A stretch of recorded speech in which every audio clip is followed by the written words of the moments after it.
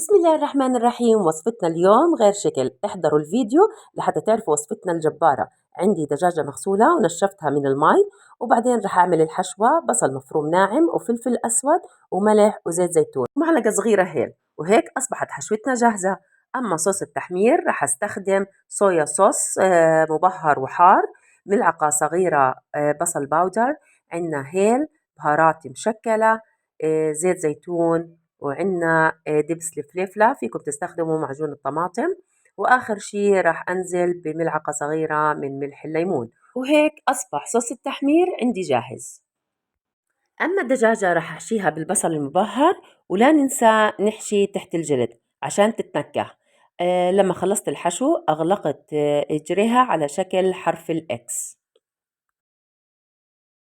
أما حشوة البصل الزايدة راح أدهن فيها الدجاجة، وبعدين أدهنها بصوص التحمير، وراح أستخدم الكيس الحراري وأضع فيه الدجاجة، وراح أنزل بالبهارات الصحيحة: ورق غار، قرفة، لومي، زعتر، وقرون فلفل ناشفة. راح أغلق الكيس وأدخلها على الفرن لمدة ساعة. وهون راح نستخدم المفرمة وننزل فيها بفليفلة حمراء، فلفل حار، بصلة، وأربع حبات من الثوم.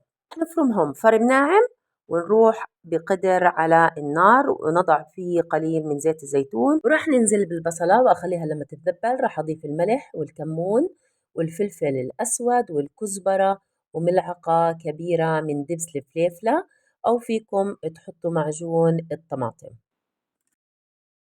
وبعد دقيقتين من التحريك رح ننزل بكوبين من الطماطم الفريش، وهون عدلت الملح وغطيتها لحتى تتسبك مع بعض. وهيك أصبح عندي الصوص الخطير جاهز.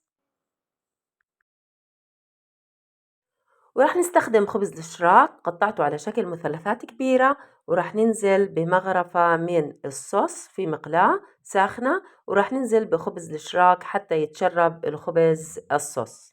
راح أعمل كل الخبزات بهذا الشكل لحتى يخلص عندي المقدار. وفيكم تستخدموا خبز التورتيلا إذا توفرت، أو الخبز العادي.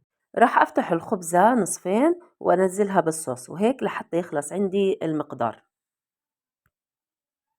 وهون قدمت الخبز بصحن التقديم ونزلت بالدجاجة. أما المرقة اللي زادت من الدجاجة حطيتها على الدجاجة وشوية على الخبز، وممكن تحطوها بصحن على حسب رغبتكم.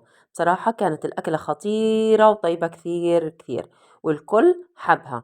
وهيك وصلنا لنهاية وصفتنا. بتمنى إن الوصفة عجبتكم، ولا تنسونا من اللايك والشير وتشتركوا بالقناة.